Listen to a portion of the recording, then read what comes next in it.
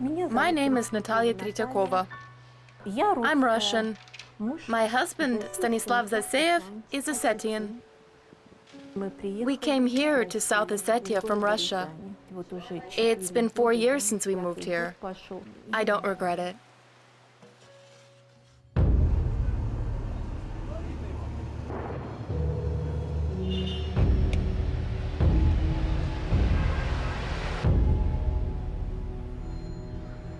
The city of Tsindval was devastated by the 2008 conflict.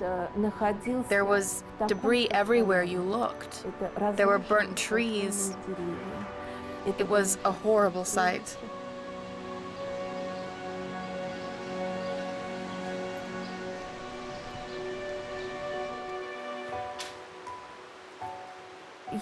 I'm already thinking of settling down here. The air is divine. You can't not enjoy it. The climate is heavenly. I love Ossetia for its hospitality, for its mountains, for its proud people.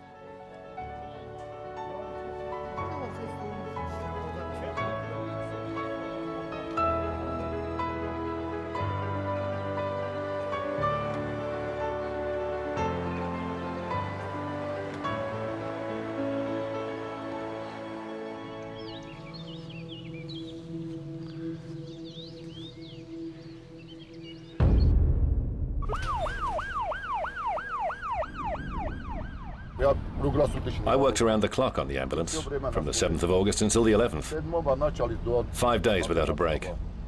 We were terrified. We answered calls under fire. We carried the injured under fire. That was all right. But when they started shooting machine guns and mortars, it was more difficult. The Georgians were already there at the hospital. They started attacking. They fired Grad multiple rockets at it. That left a huge hole in the building. We ran through the hole and saw a Georgian armored car outside. I crawled in and took a machine gun. We carried machine guns with us when we went on calls.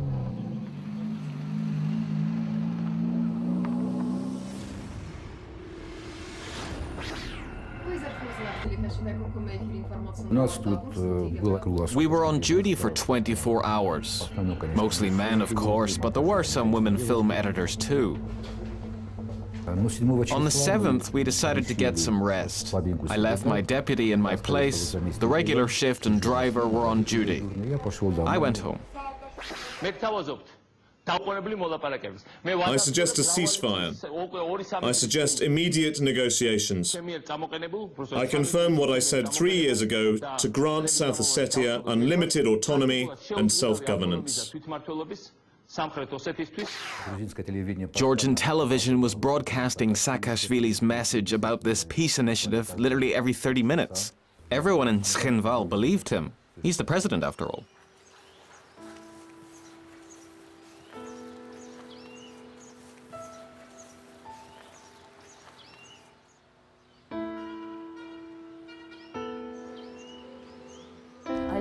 Alec turned 32 in July, and in August he was killed. He's an Ossetian hero. The last time we talked was on the evening of the 7th, during Saakashvili's speech. I'd calmed down a bit. When he called, I said, "Can't you take a break for a few days? The Olympics are going on, maybe they won't do anything." He laughed bitterly and said, "Alyona, what are you talking about? You have no idea there is no end to Georgia's military vehicles. What are they for? Do they just want to show us their strength?" On the eve of the 8th of August, the Minister of Defense sent him to oversee the southern border and provide coordinates. He watched them approaching the border. He saw how many vehicles they had. He knew what was coming.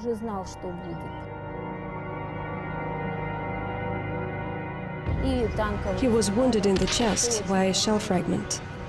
Bleeding heavily, he managed to send a message saying he'd been detected by the enemy. They started firing Grad rockets after 11:30 p.m. right beside my house. It was terrible. Everything was burning. It sounded like a thunderstorm. It was all shaking. As we found out later, the first wave of rockets took out all our television broadcasts. The city was on fire. Nobody knew what was happening. It was the first time they'd fired Grad rockets. They used to fire missiles before, one or two, but this time it was completely different.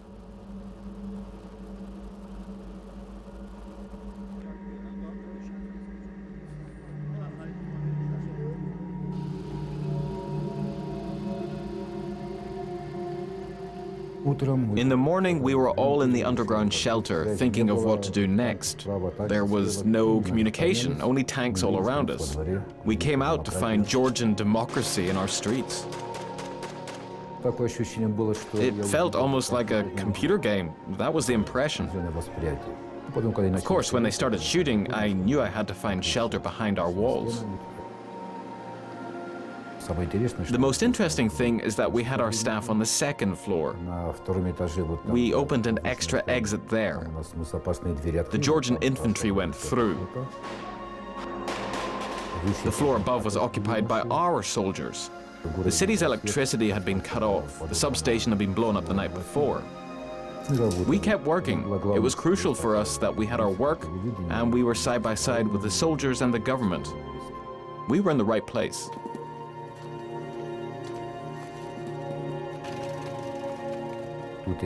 There was a bathroom, we had water. Of course, no one wanted to eat because of nervous tension. I lost 5 kilograms.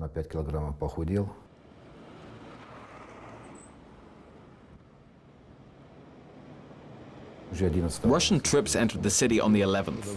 After that, our girls started to come back. They cleared out the debris. We were already on air on the 14th. To tell you the truth, our lives have been postponed for the past 20 years. We had put our wishes off for the future. We told ourselves that in time Russia would recognize our state. Maybe even the US would eventually do the same. And then we'd live happily. We'd go to the seaside and visit Western countries. We just can't do it now. We were happy to wake up in the morning and know that our relatives were safe and none of our friends were dead. That was our greatest joy back then. Now we can live freely. We can feel the breath of freedom. Certainly we have much more to be happy about now. Congratulations, everyone!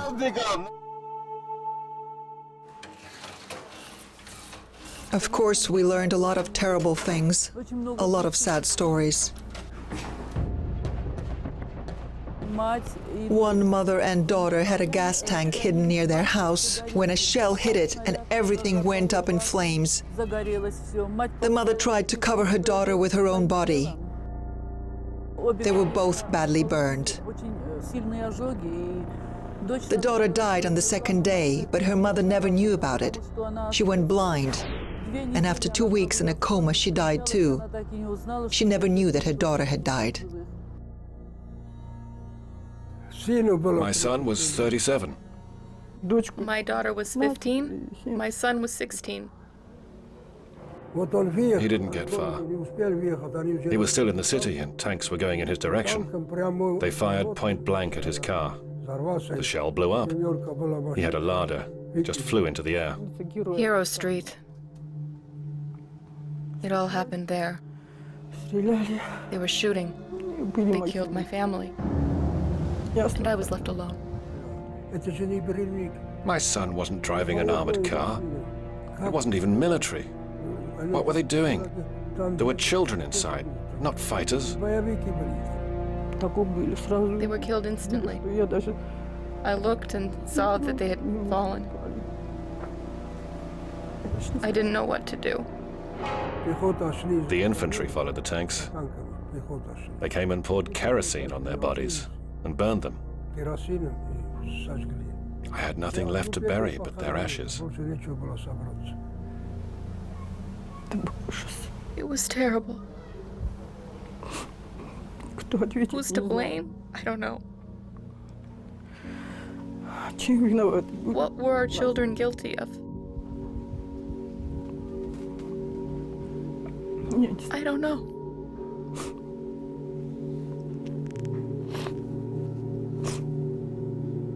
Perhaps if I hadn't let them go, they'd still be alive now. How could I know the Georgians were already in the city? They could have survived like I did, in that cellar. I couldn't see how I could go on living, and I still don't know. She was pregnant at the time. In 2009, she gave birth to a baby, my grandson. I was on the brink of taking my own life. What else could I live for? Sasha's 4 now. He was born exactly 9 months after the conflict. I didn't even know I was pregnant. I didn't care. I didn't even want a son. What would happen to him in 15 years? Would he be killed too? I live for my grandson. He's the only joy in my life. I have no wish for a better life. I just want to bring up my grandson for as long as I can. Nothing else interests me. I'm like a living corpse. I believe in God. He gave me my son. God gave me strength. Once I said to a believer, I said, "A poor simple worker is wiser than the God you praise so much." He asked, why did I speak against God? I said that when a farmer grows corn and potatoes, he looks at the seeds and cuts away the bad ones. And in the autumn, he gets a good harvest. The farmer destroys the beautiful but useless seeds. Hooligans and criminals live longer than good people. The religious man replied, God does the same thing. He takes the good seeds, but he doesn't want the bad ones.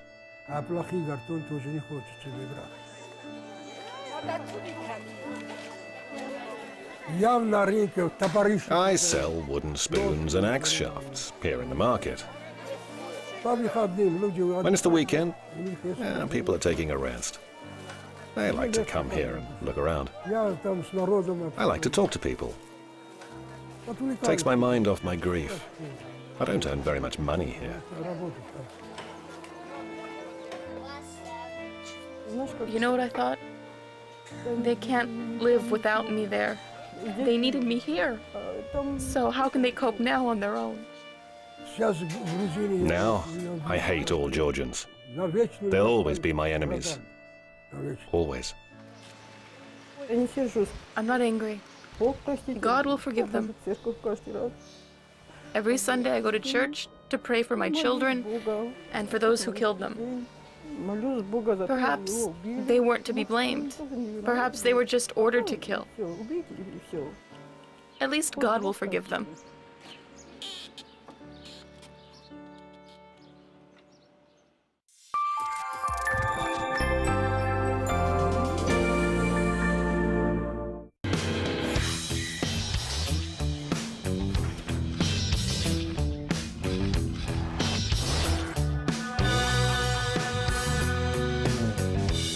Business news, reviews, economic ups and downs from the finance hub of Moscow to London, New York, Shanghai and the rest of the globe.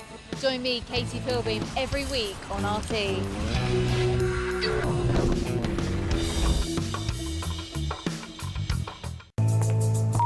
The interview for tomorrow is confirmed, 10 a.m. After world trade, it is hoped that they will find a global solution to a global problem.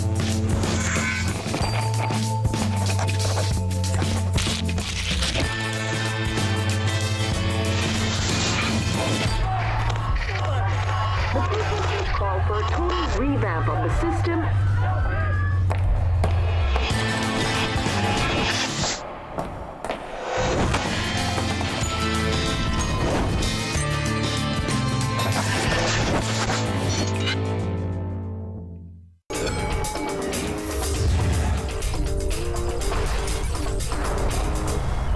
My name's Daniel Bushell. Tom Urban in Washington, D.C. Banking new policies.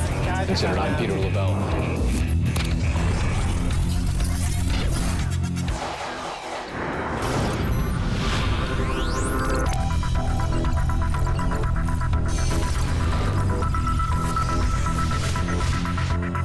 to have you with us here on RT today. I'm Rory Stewart.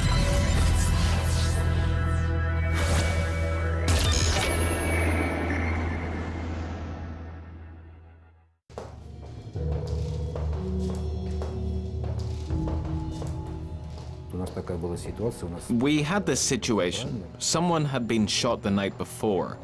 There was a heated discussion. Everyone was saying, kill all Georgians. I said, Shotam Tavarlidze, our engineer is Georgian. Do we shoot him too? They said, what's he got to do with it? You see, there are different attitudes to Georgians. They've lived with us all these years. They fought beside us and hid in the cellars and starved with us. I think Georgians are much closer to us than the Ossetians who got away. There were some Georgians here during the war, hiding in the cellars. Yes, in your house's cellar. Yes, there were 7 of them.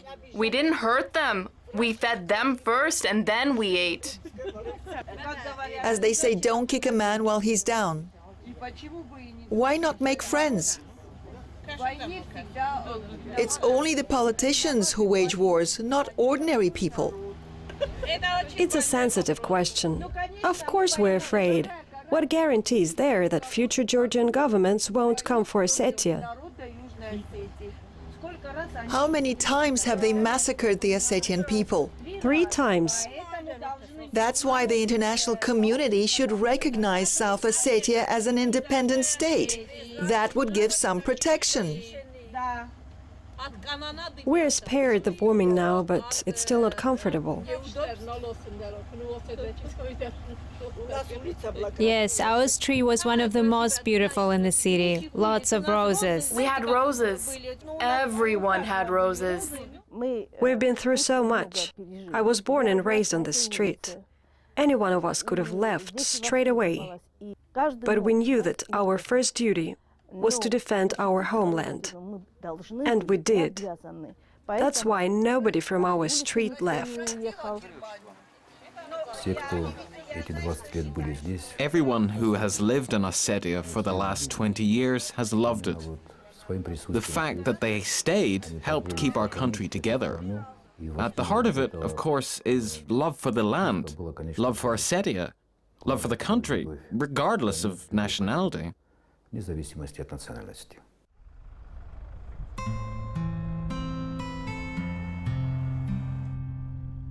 We used to live there, not far from Tsinval. A missile hit our house during the Georgian War in 1992. We had nowhere to live, so we came here. This house was deserted. We've lived here ever since. It's been 20 years now.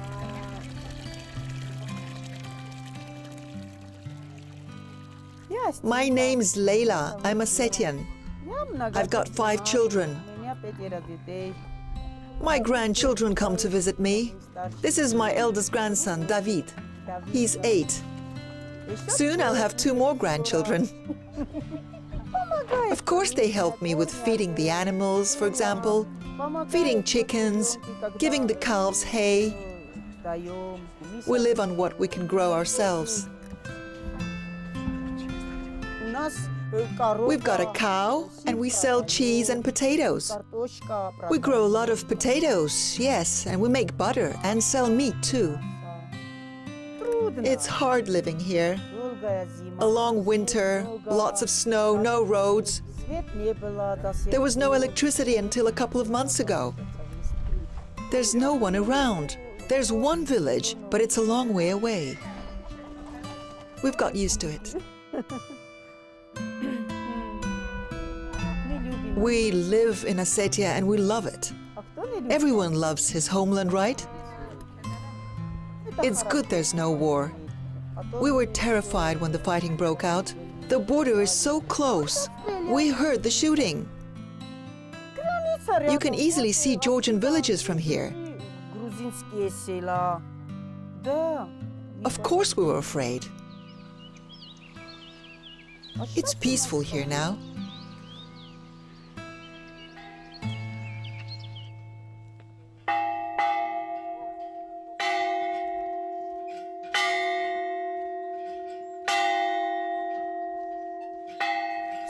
Whatever a man considers to be a sacred place, he should go there with a pure heart. It's a sanctuary. If a man treats anywhere in the universe as though it was sacred, then everywhere will become sacred to him.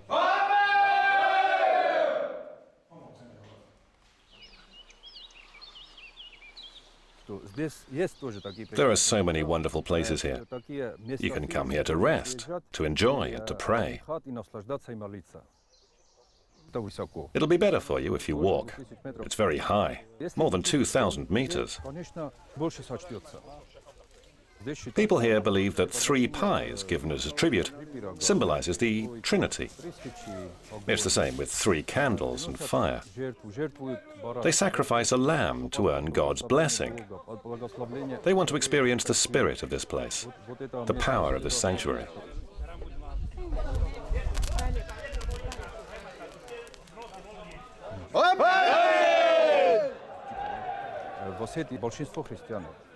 The majority of Ossetians now are Orthodox Christians, but the old and original Ossetian religion itself, well, that goes back to before Christian times.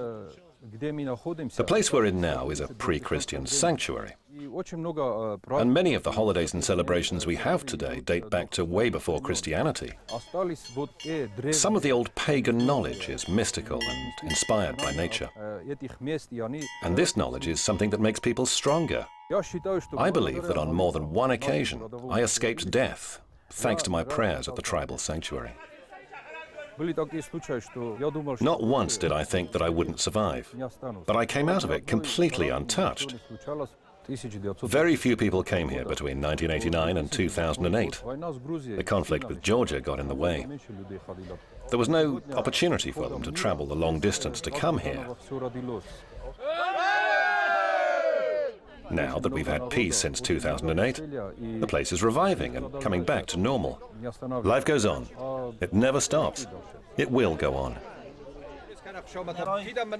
Let the Lord act to make things better for us. We put ourselves in God's hands.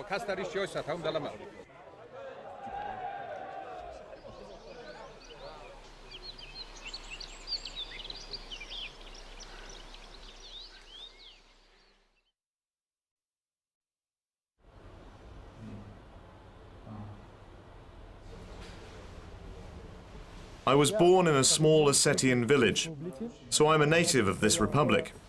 I graduated from the teaching university, the physics and mathematics department, and I went on to work in a school. Since April 2012, I've been the president of the Republic of South Ossetia. That was through the free will of our people.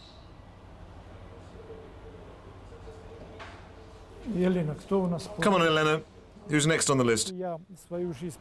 I've spent almost all my life in South Ossetia.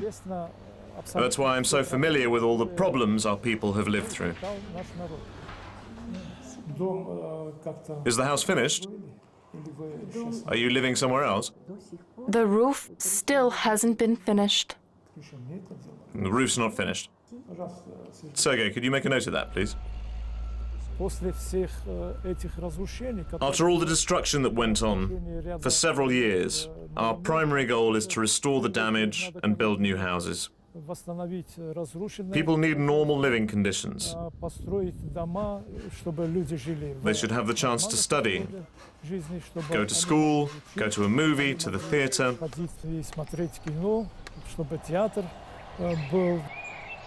They deserve the opportunity to spend their leisure time in the same way as anybody else in the 21st century.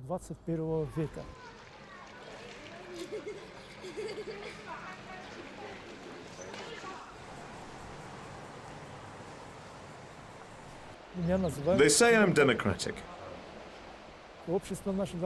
We must have an open society.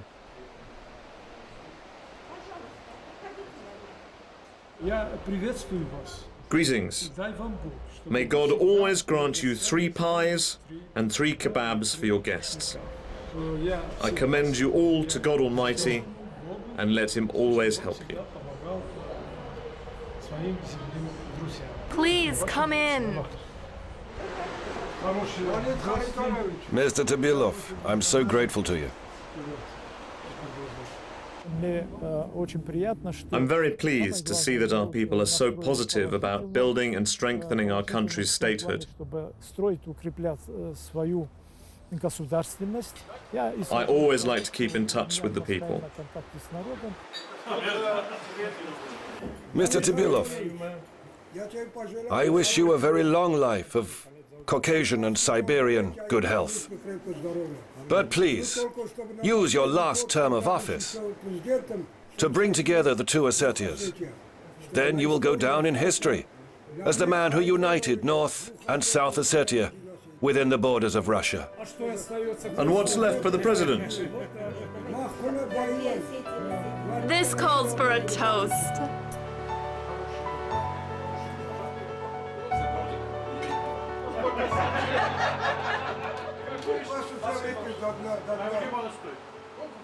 I'm a down-to-earth man, and I want to try to live my life amongst the people, to live with dignity.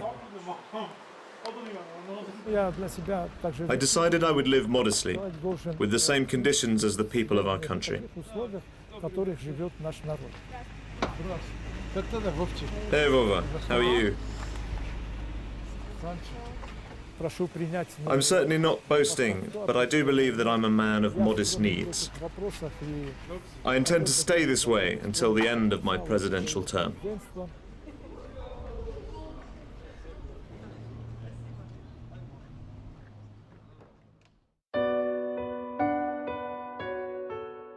We're celebrating the 5th anniversary of the end of the war, the August War of 2008. We've been building a new state for the past 5 years.